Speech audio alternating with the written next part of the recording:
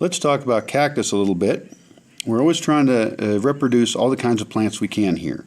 Now, cactus are a special kind of plant. They're very unusual.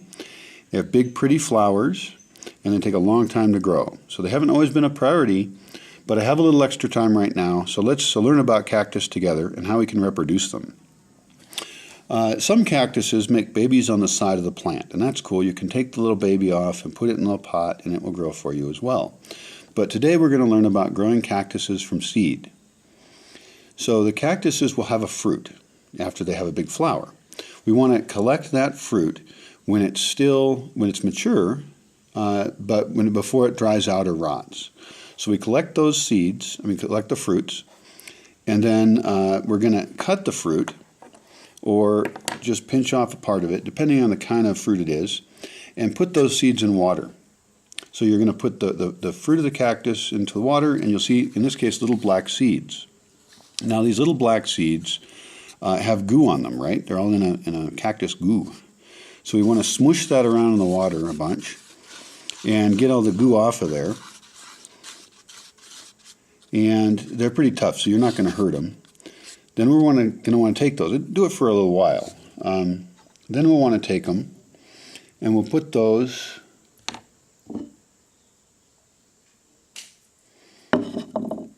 into a screen. Now I happen to have a nice little screen here for this that the seeds can't get through. If I didn't have that, I could probably do this in a tea bag. I could get rid of the tea and then squish them around in there. So we're going to put the seeds in here, and this is to get rid of all that extra goo. And I like to use a little bit of tools for this, so I can scrape the seeds off of here, not losing any of the seeds. And then scrape them pretty hard, so we get all that goo off of there. And you're not going to hurt the seed, they're tough. In fact, the scraping of the seed kind of scrapes the outside of it off, and it helps it to germinate.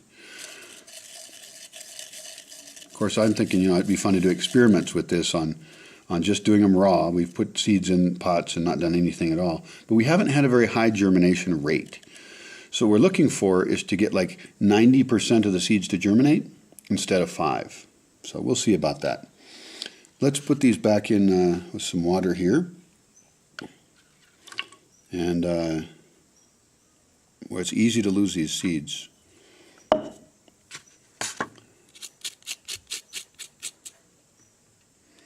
Now, something I've been told, and I don't believe anything I'm told, is that the seeds that float won't germinate. So in theory, we should look for the seeds that float, and some of these are floating, and we should take those and put those elsewhere. I'm going to just pick the ones out that floated, put them over here on my notebook.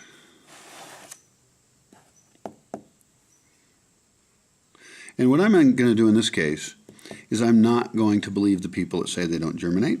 I'm doing an experiment. I'm putting these seeds into big terrariums like this one right here. And so the ones that aren't supposed to germinate, the ones that floated, I'm going to put on one side, and I'll put all the ones I expect to be a success on the other side. Okay, got my little seeds here. We'll put them in terrariums because I want to have that nice humidness to it. They're tiny. And this dirt here is a mixture of 80% sand and about 20% regular dirt. So I'm just going to put the seed right on top of the soil, not even going to cover it up. Most seeds that you would plant you would cover up.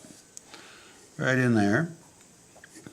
These are the ones that floated, and it turns out those are actually a slightly browner color. So we have more reasons to think that maybe they really are different, that maybe they aren't fertile. So we'll put those on one side, and we'll fill the rest of it with the other seeds. Now we've got our little seeds in the ground. We'll cover this up partly with glass, kind of keeping it the right amount of humidity. And you'll have to play with that to get the idea. And then we'll look for our little babies to come up, and they could take weeks, they could take months in some cases, but it's very exciting when you see them come up, and then we'll wait till they get like this big, and then we'll be able to move them somewhere else. We can also make a note on the side of the terrarium of which seeds we put where and the date, so we can start to learn how long things take in the environment we have. Back off, man. I'm a scientist.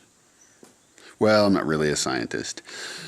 But what we can do here is have different types of terrariums that we put these cactus seeds in and see what our success rates are.